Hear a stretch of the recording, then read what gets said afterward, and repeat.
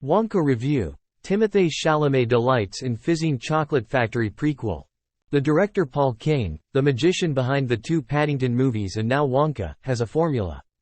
Sweet-natured, sweet-toothed dreamers arrive in a strange land where they are forced to overcome adversity by employing, among other things, their passion and skill for creating sugar-based foodstuffs.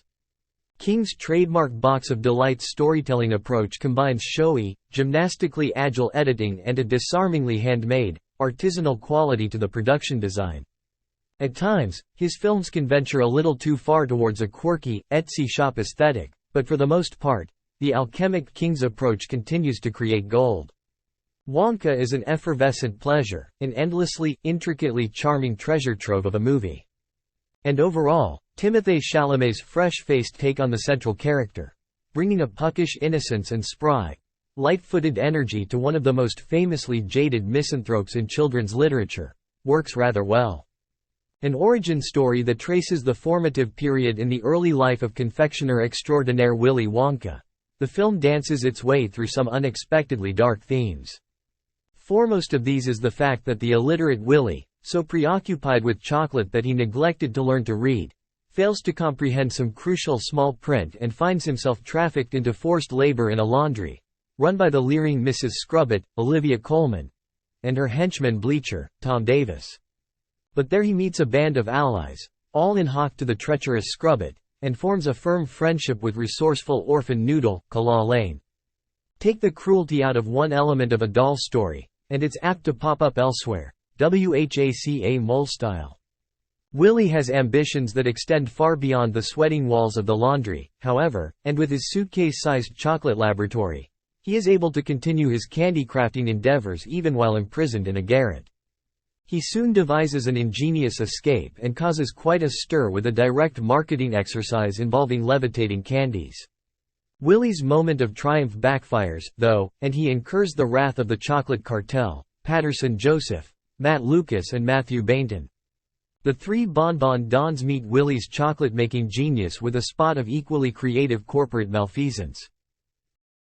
There's one final problem. A small orange man who describes himself as an Oompa Loompa, Hugh Grant, great fun, keeps turning up and stealing Willy's stash of chocolate-making ingredients.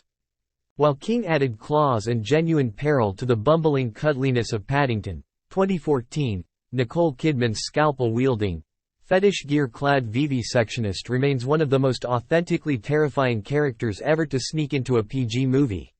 Here he takes the opposite approach, softening the savagery and toning down the bracing malice of Wonka as a character. The Chalamet version of the chocolatier showman has plenty of Paddington-esque positivity, but lacks the quixotic cruelty of Gene Wilder's foppish cynic, 1971. And fortunately, he also has very little in common with Johnny Depp's take on the character, in Tim Burton's 2005 film, which reimagined Wonka as a putty-faced sociopath who looks like his chocolate tastes of hand sanitizer. In contrast, Chalamet's half-formed boyman is an adorably perky optimist who is only ever a heel click away from a full song and dance number, more of which later.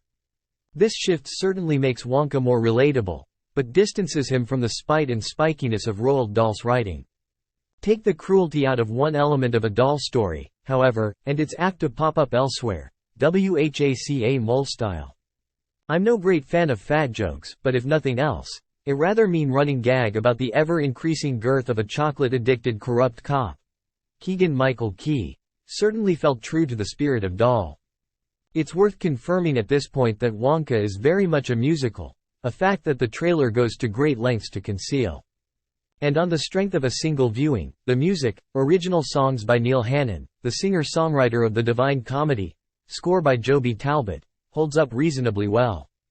There are no immediate ear-grabbing bangers, but no precision-molded, white clean, production line pap either. But where the film excels is in the wildly inventive musical set pieces.